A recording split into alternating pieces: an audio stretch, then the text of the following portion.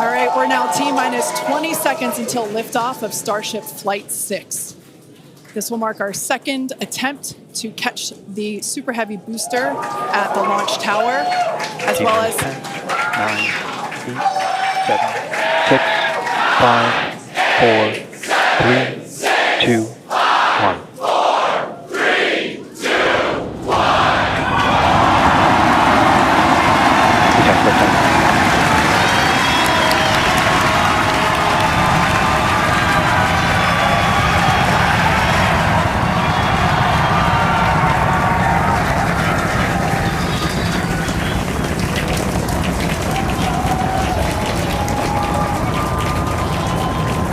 Vehicle is pitching downrange. Booster Raptor, chamber pressure nominal.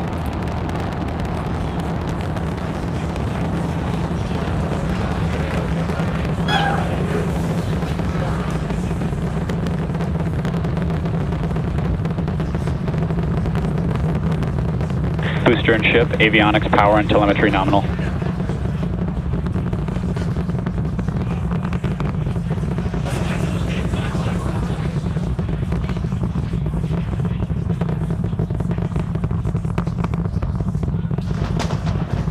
All right, we're just a little over a minute maximum into flight. Dynamic pressure. We're about 6 miles away, so all the sound's still hitting us here. Hearing good call-outs that power, telemetry nominal, that's flying straight and true. We do see all 33 Raptor engines lit up on telemetry screens.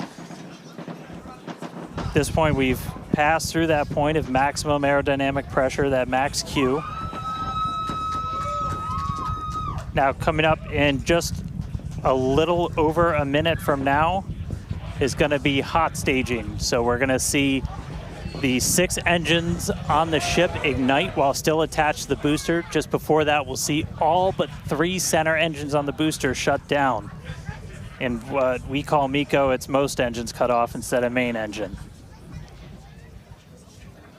And so while we continue to watch it go up, a lot of our flight controllers looking at all the systems around the tower. Again, we have to send a manual command. Just about 30 seconds away from hot staging.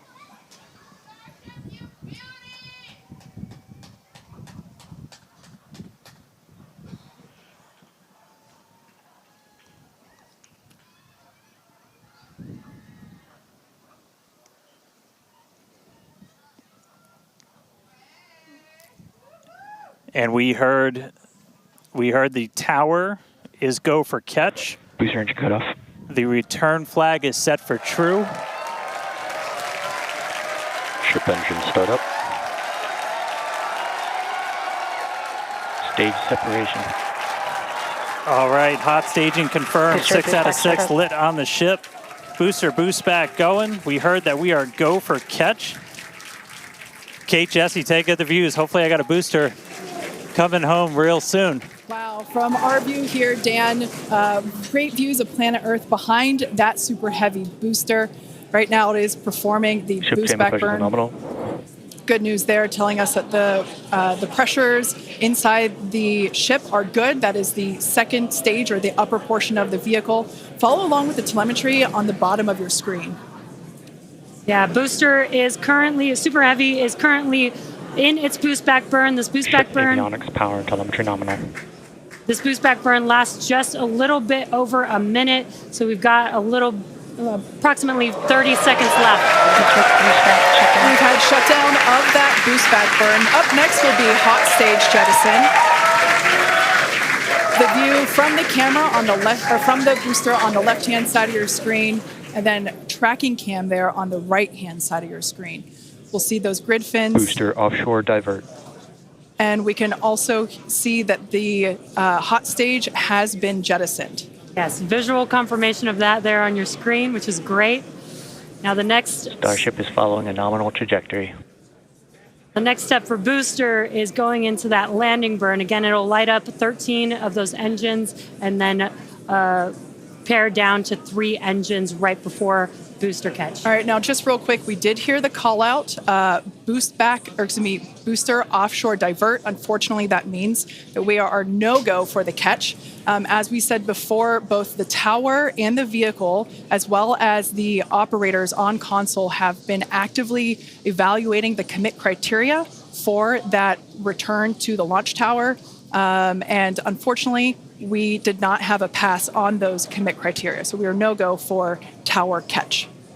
And we did mention that we're constantly evaluating the criteria for catch. There's a lot of things that need to go well in order to line that up. Unfortunately, today we will forego booster catch today. But what you're seeing on your screen is ship currently making its way towards the Indian Ocean, still looking good so far. Exactly. So views there of the booster on the left-hand side of your screen, views of the ship on the right-hand side of your screen.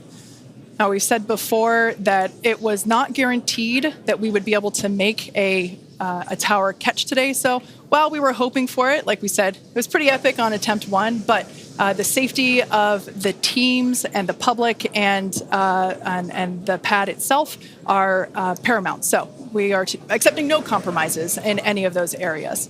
Exactly, and we're still going to get a lot of good flight data with booster even, but especially with ship. Again, we have an additional objective today to do an in-space relight of a Raptor engine, which again will help us set us up for being able to do deorbit burns, which is Ship chamber pressure is nominal.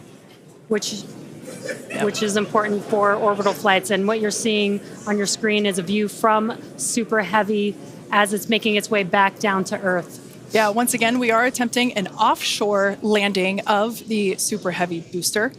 So we have seen this before, and it is still very fun to watch, watching it come down for a soft splashdown off the Gulf Coast of Texas.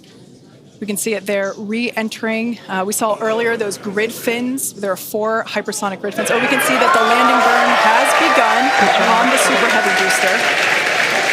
And same pattern, 13 engines will light, gone down to 3 just as we expected.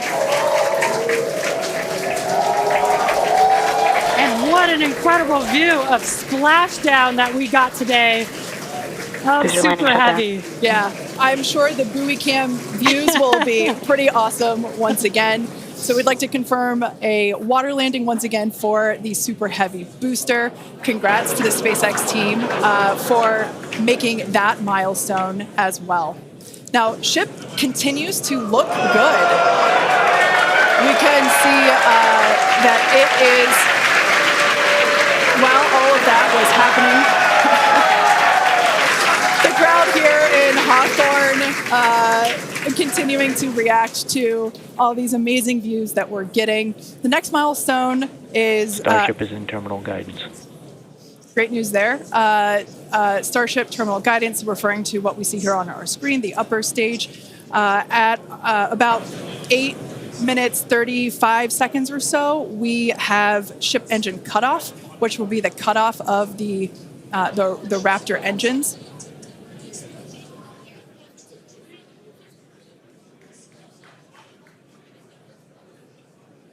We can see on our screen ship giving us some incredible views brought to us by Starlink.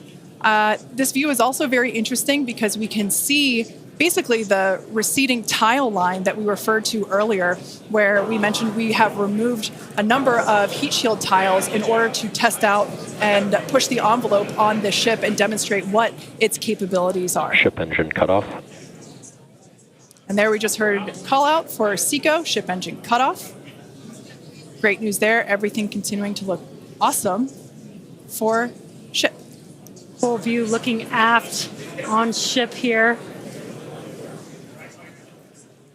Ship FTS is saved. Nominal orbit insertion. There's that call out we were waiting for. Confirmation of good orbital insertion for ship today. It has been a very exciting afternoon so far.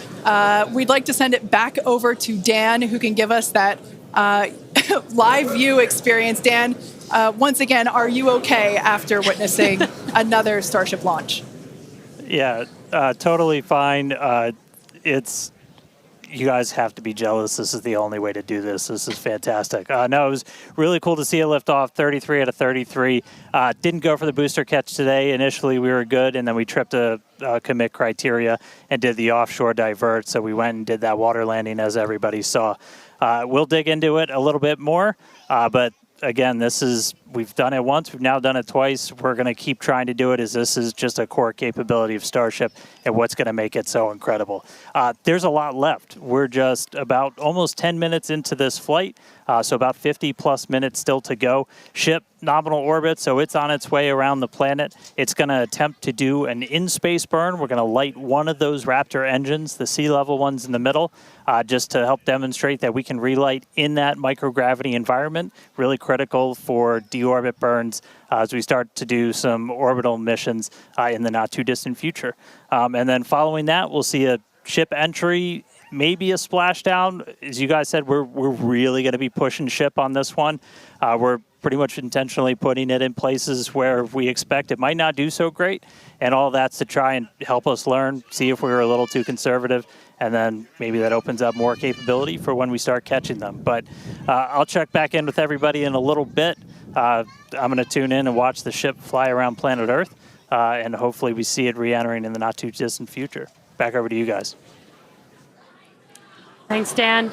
Development testing, by definition, is unpredictable, which we saw with Super Heavy splashing down in the Gulf of Mexico today, but that is exactly why we test. As is standard for these tests, the area around the pad and along the flight path was cleared prior to launch, and we expect the road and beach to remain closed until further notice. Yeah, testing development flight hardware in a flight environment is what enables our teams to quickly learn and execute design changes and hardware upgrades to improve the probability of success in the future. Please do not attempt to approach the booster in the water for your safety as well as for that of our team that will be working on recovery. Now, we are going to continue, though. The mission is not done. Exactly. The mission's not over. Ship is still coasting. But it has been nonstop since liftoff, and with the booster having completed its job for the day, we are going to take a short break for the next 35 minutes or so while ship continues to coast before re-entry. Now, as with previous flights, Starlink may enable us to talk to the ship through re-entry with no communication blackout. Now, we are still testing Starlink during this phase of flight, so nothing is completely certain. Yeah, so if we do have views, we will be sure to bring those to you live. And of course, one of those views include that of our, as we said before, surprise payload, the Banana. And we are looking forward to it. So we're going to come back in a few minutes, around T plus 35 minutes. Exactly. Views or no views, we'll see you back here at T plus 40 minutes for our coverage of Starship's re-entry, flip maneuver, landing burn, and hopefully see a splashdown.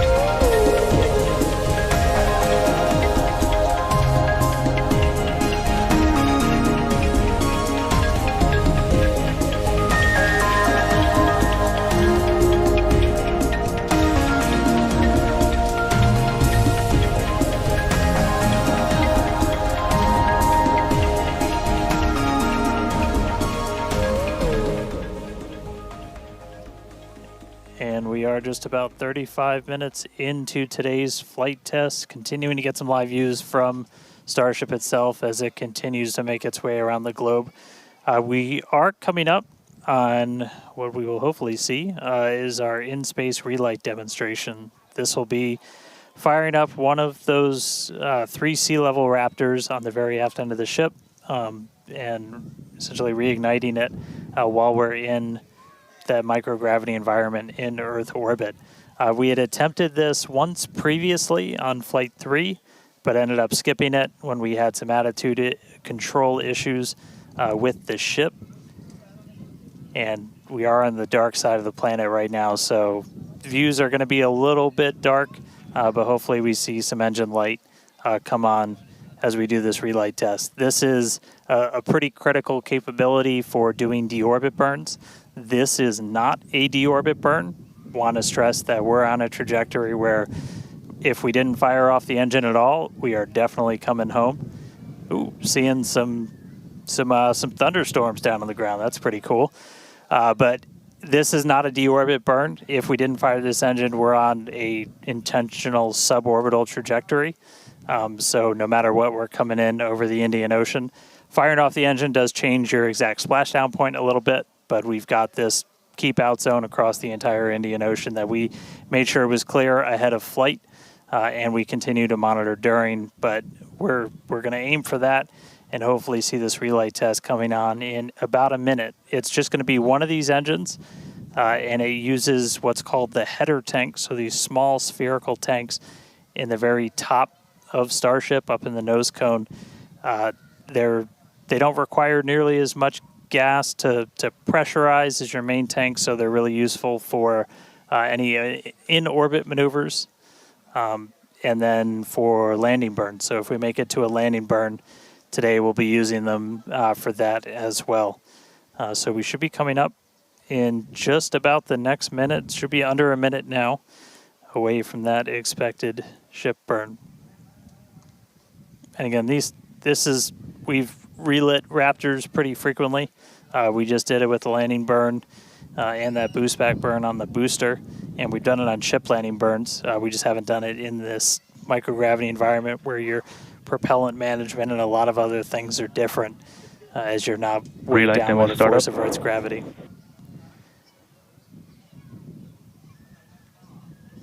And just heard the call out for startup. There's some light. There's that Raptor relit. And shut down. All right, there you have it. The first time ever lighting a Raptor while in outer space, other than our ascent burn. So really cool to see that relit. That's a pretty critical capability that we're going to need when we're doing orbital missions in the not too distant future. So check another one off. That was a really cool. That was an objective we really wanted to hit on this one, and so good to see ship knock that one out in orbit. But for now, we're going to coast for just a little bit longer, and then it'll be time for ship entry. So we'll get the usual light show as we return from hypersonic velocities. We're just starting to do the entry prep for that, so we're going to get the flaps positioned, and then it's going to start taking the brunt of all of that heat as you're coming in from well in excess of 10,000 miles an hour. That's all going to build up a lot of heat as you're encountering an increasing atmosphere, building up that friction. And we're going to see how the tiles fare. We've also got some pretty cool tile experiments that we'll talk about in a little bit. But coming up real soon, ship re-entry, successful relight, and we'll start this entry part soon.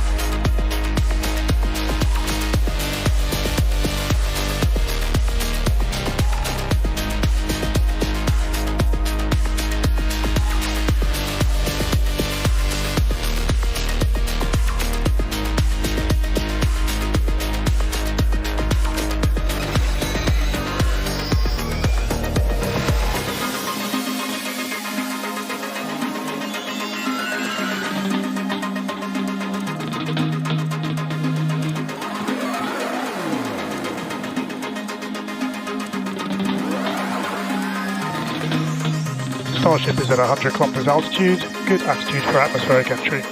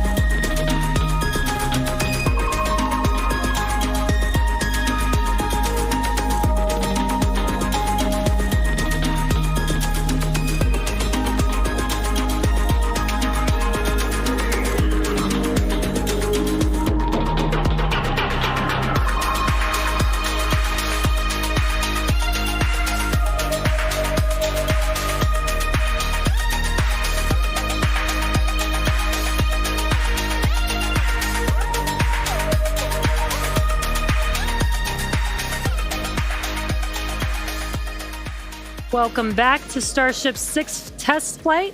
It has been an exciting day so far. We lifted off from Starbase at 4 p.m. Central Time. The Super Heavy booster and ship had a successful separation as well as a good boost back burn and good separation of the hot stage adapter. We did not attempt a return to the launch site and catch attempt today when strict criteria were not met, and the Super Heavy booster executed a planned divert to a landing burn and soft splashdown in the Gulf of Mexico. Yeah, obviously we were hoping to come back to the tower, but this was a test and we knew that it was a very viable possibility. Starship is at 85 kilometers. Flaps now have control of the vehicle. All right, great news there, turning our attention over to the star of the show here, giving us these amazing views once again. We heard the call out there telling us that the Starship vehicle is now 83 kilometers above, coming up around T plus, now actually, the ship, as you can see, is beginning to re-enter the Earth's atmosphere. As a reminder, one of the main goals of today's flight test is for the ship to make it through the extreme heat of re-entry and to do so in a controlled manner. Now, re-entry is typically a portion of flight where we don't have communication capability with the spacecraft because it's re-entering at or around orbital velocity, which is roughly 8 kilometers per second or about 5 miles per second. Now, at those speeds, pretty fast. The spacecraft is moving through the atmosphere rather quickly, and that results in friction, as we can see that starting to happen on our screen, and this creates a plasma field around the vehicle. That blanket of plasma distorts communication frequencies, so it's not uncommon to experience brief blackouts in communication.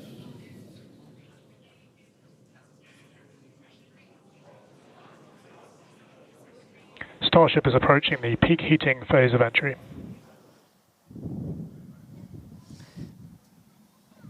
And we just heard we're getting into the peak heating phase. We're getting these views courtesy of Starlink. We've got 4 different terminals on the ship itself. It's what's really allowed us to get real-time data during what's otherwise been just a a mystery box essentially for spacecraft design, where when you're re-entering through the atmosphere, at least getting anything in real time hasn't ever been possible before. But we're able to not just get these views, but real-time telemetry from the ship as it's coming through. Do really want to stress that we are really pushing the ship today. The heat shield is not in the same configuration as it was last flight, where we had a team of ship techs do just an otherworldly task, replacing the entire heat shield, thousands of tiles, installing a backup ablative, and that pretty much set us up to do a pinpoint landing on Flight 5. We did not do that with this one. We have some backup in those really sensitive areas around the flap, but this is an older generation heat shield. And knowing we weren't going to do that, we even went and removed some extra tiles. There are some missing tiles on the nose cone where we're testing some backups. There are some steel-covered tiles in a couple of different spots, and there's also a whole lot more steel of the ship showing. As you guys talked about, we gave it a little bit of a haircut, a couple hundred tiles trimmed off the sides, and that's where we might have catch fittings in the future. But ooh, color's starting to come in, so it looks like things are going to start heating up, Kate and Jesse. Yeah, fun fact, Dan, we actually removed 2,100 heat shield tiles from Starship in order to basically present that necessary receding line, which you kind of can see there in your view. Think back to previous flights, the heat shield line came up further on the vehicle, and just like Dan said, we want to test the vehicle beyond what we think it is capable of carrying based on our simulations and calculations. So once again, to just be super plain, don't be surprised if we see some wackadoodle stuff happen here. We won't be. There are a number of things that we are testing out intentionally to see what the ship can take. Yeah, exactly. And knowing what those limits are will really help us design the vehicle of the future. Essentially, removing those tiles helps us remove a lot of weight from the vehicle, a lot of things that might potentially need refurbishment in the future. And the goal is to come up with a heat shield pattern or design that we don't have to refurbish. We can just continue to use it over and over again. And that's why we're changing some of those tiles and moving stuff around, removing a lot of those tiles, as Kate has been mentioning. Exactly. And, looking forward to the Starship capability of the future, we want to be able to catch Starship like we do with boosters. And so the next flight, we want to better understand where we can install catch hardware, not necessarily to actually do the catch, but to see how that hardware holds up in those spots. And today's flight will help inform, does the stainless steel hold up like we think it may based on experiments that we conducted on Flight 5? Now, continuing to look, amazing views. Yeah, Dan, go ahead. Oh, I was just going to say, there's so much on this flight that we're doing to try and, make all the ships that we're about to start flying even better, just really understand what their capabilities are going to be. We've got kind of the next-gen ship lined up for Flight 7. It's got all of those heat shield upgrades and everything. And one of the things that we're going to be doing that's most interesting, and one of the reasons we wanted daylight, is we're going to be flying pretty aggressively as ship comes in. We're going to be kind of nose down. And we've done it in wind tunnels. We've done it in simulations. You might see the flaps really flapping around trying to control the vehicle. We're betting we might have a little bit more capability than we think in just the analysis, but always a chance that bet doesn't pay off. But that just helps us know what are our Starship limits. is now halfway through the peak heating phase of entry. Sweet. Halfway there. Halfway home, guys. Yeah, and if you guys, again, can follow along with the altitude and the speed of ship as it's making its way back down to Earth, bottom right-hand corner of your screen, speed is still going really, really fast. Again, as it gets closer to Earth, we'll see that altitude drop a little bit faster. It's kind of dropping pretty slow right now. And again, as we get closer and closer to literally the surface of the water, then we'll start to see that speed pick up. And if we can make it through this re-entry, we will attempt to do that flip maneuver once again and splash down in the ocean. Exactly. Like we've been saying, we are testing beyond the perceived limits of the vehicle. We want to go learn more about the ship, and this is a great opportunity to do that. So really pushing the flight hardware in a flight environment to help inform these future designs. As we've mentioned, it has a different heat shield. This heat shield is not the same generation as what we flew last time. This one is one generation older. So we are also testing out new secondary thermal protection materials. So basically, like if the heat shield isn't in this one spot, can this other material protect the metal is the thinking there. Also checking of the ship's structural strength in those areas where we're looking to add that ship catch hardware just to see if it survives entry. So yeah, as we've been saying, we've done a lot of calculations and simulations. This view right here is super cool. This is looking out from the aft engine bay, basically at the bottom of Starship.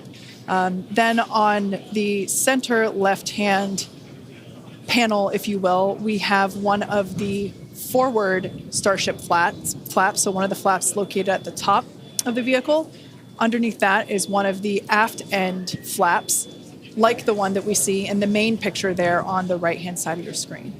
Now, these views as the vehicle continues to enter the Earth's atmosphere, drawing a crowd once again here at SpaceX in Hawthorne as folks tune in as the mission continues on. Now, the next event that we have coming up, we should hear the call out that the vehicle is transonic around T plus 1 hour and 2 minutes or so. That means that the vehicle is traveling near the speed of sound. We say near the speed of sound because there are certain parts of the vehicle where airflow is going faster and other parts where it's going slower. So it kind of teeters there on the brink of the speed of sound. So once we have equal flow on all parts, then we'll hear it's subsonic. Yeah, and almost real quick, almost a reverse of, I'm sorry, Jesse, almost a reverse of before. We see the Earth starting to come into view. We've got sunrise there over the Indian Ocean. So this is going to look different from any of the re-entries we've had before. And it was specifically so like we get as much daylight as possible to see how ship does this. Over to you, Jesse. Sorry about that. Dan, great minds think alike. That's exactly what I was going to point out, is that we're getting a lot clearer view of the Earth in the background with the different temperatures that we're seeing with the different colors of that plasma around the ship, which is really, really cool to see. Again, we are pushing the limits of ship today, but so far everything is looking pretty nominal. We'll see how the next few minutes goes. Yeah. Like we've said before, don't be surprised if this is not entirely smooth sailing all the way down to the ocean's surface. Similar to Flight 5, we are targeting the same splashdown location in the Indian Ocean, but we are not expecting to recover the vehicle. Right, and we were getting some glimpses of the flaps. The flaps so far are looking pretty good. We're not seeing any burn through. There's those flaps again in that hinge area, which is our most concerning area there. That's great news for us for now. Again, the next few minutes could change as we continuously push those limits. Yeah, once we slow down a little bit, once we're subsonic essentially, so I think that's about 1,200 kilometers an hour. Once we're down below that, that's when we're going to kind of dip our nose down and get that more aggressive angle of attack. Normally we're just belly flop right into the water, pretty much that position. But if we're going to be able to do return to launch sites, we're going to want to be able to fly with a little bit more of an angle of attack, get you a little bit more range as you're coming through. And so this'll be just a test to see quite how far can we push it. And obviously we're going to do these kind of tests way out here in super remote areas before you ever try to bring a ship back to a place like Starbase. Starship remains on a good entry trajectory. External temperatures are coming down. All right, great news there. That tells us that we are through the phase of peak heating. So we are expecting these temperatures to continue to come down. Once again, we are targeting a soft splashdown in the Indian Ocean off the northwest coast of Australia. We can see these beautiful views of planet Earth coming in. Yeah, this is very different, where we had nighttime views of the ship as it was re-entering, and now we've got daylight. It is about an hour or so after sunrise there in the Indian Ocean, so pretty cool to see this. Yeah, and it might not seem like it makes a huge difference, but we do get a little bit more light on ship as well for the camera views that we have, which is very beneficial for us to visually see anything and try and correlate that to any of the sensors or data that we have on the vehicle. Exactly. That is why we shifted our launch window, so that we could have that daylight in order to improve our observations of the vehicle. So not only are we getting all the raw data from all the sensors that are on board Starship, but we also have multiple cameras and assets out there that are watching the vehicle and will also be able to tell us with this visual story that is also very, very important. And as we get down a little bit lower, the Raptor engines are in their chill phase right now, so just essentially getting them primed to turn on. We're going to use those 3 center engines to do a landing flip and then a landing burn. So we'll come down kind of in that slightly pointed down belly flop and then fire off those engines to flip us around and then do that final landing burn. That should be coming up in just under 5 minutes from now. And then hopefully we start hearing some call outs on transonic and subsonic as we slow down. Again, once you hear Starship as subsonic, keep a close eye on the flaps. They're going to be working overtime essentially to maintain control of the ship as we get a little more aggressive with this.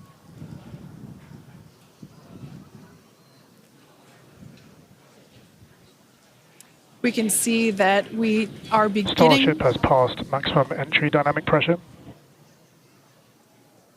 All right, great call out there. But we can see on this view here that we do have some heating there on that looks like one of the forward flaps on Starship.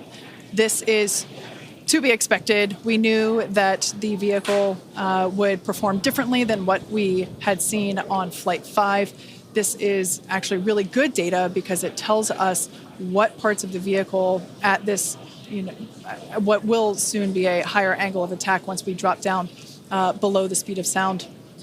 We'll have a higher angle of attack, meaning we're going to be flying nose down, basically.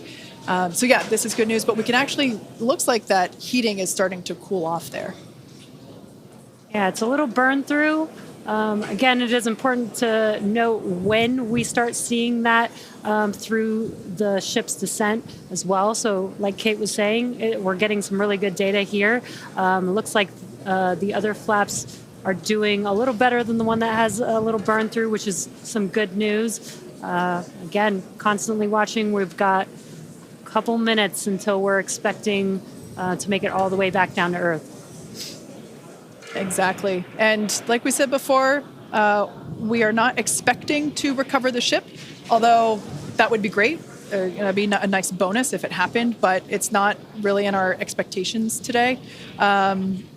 We really want to push the hardware, as we've been saying, but really the telemetry and the data and the video that we receive all the way to the end is truly what we're looking for and will help inform the future designs of this vehicle.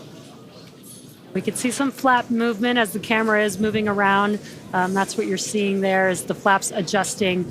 And we have a camera on one of the flaps there this is the view that you're seeing there. And you can also see the graphic in the bottom. Starship is slowing down past Mach 1. And call outs aligning with this. You can see the orientation of the vehicle starting to change. You can follow that graphic at the bottom of your screen. Again, that is why those flaps are changing. They control the orientation of the vehicle. Yeah, there are 4. Go ahead, Starship Dan. has started the subsonic belly flop, remains on a good trajectory.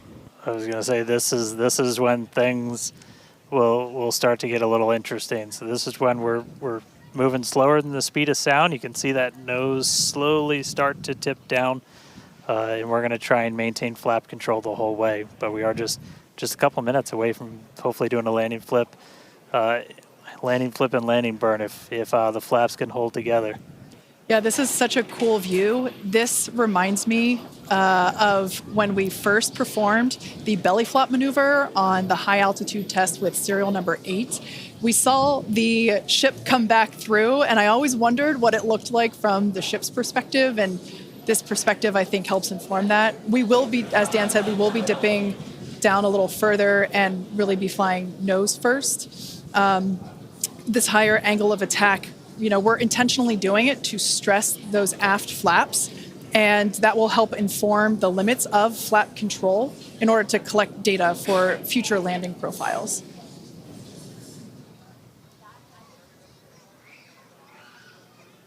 I mean, we're looking good so far. We've just got about 5 kilometers in altitude to go. We'll ignite the engines when we're still just a couple hundred meters over the ground, do that flip. Starship is and passing through 5 kilometers altitude, remains on a good trajectory. I have a feeling this is going to look so cool as it passes through the clouds. Obligatory shout out to the entire avionics team on Starship. And there's that nose down orientation.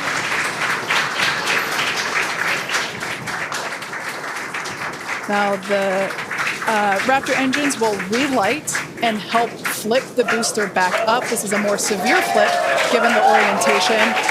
The engines will shut down prior to the water making impact, prior to the vehicle making impact with the water. Our ship is doing great so far. There's those engines relighting. What a great reorientation by Starship. Wow. All 3 down to 2 into the water. Starship is landed. Wow. And we have ship splashed down in the Indian Ocean. Some awesome buoy cam action here. Yes. Daylight There's our views. Incredible. We really pushed the limits on ship and it made it all the way back down to Earth. I am shocked, to be honest. I think many folks are. The fact that it survived all the way through while flying a lesser gen heat shield is just absolutely incredible. And turns out the vehicle had more capability than our calculations predicted. And that is why we test like we fly. Exactly why we do that. And those views were absolutely incredible to watch. Because of Starlink, we were able to get the views all the way down, as well as the buoys, seeing ship touchdown in daylight. So cool, so cool. Now we want to, unfortunately, wrap up the show. Yeah, exactly. We'll say congratulations to our teammates at SpaceX and to everyone who supported the Starship program. And thank you to all of our future customers for your support.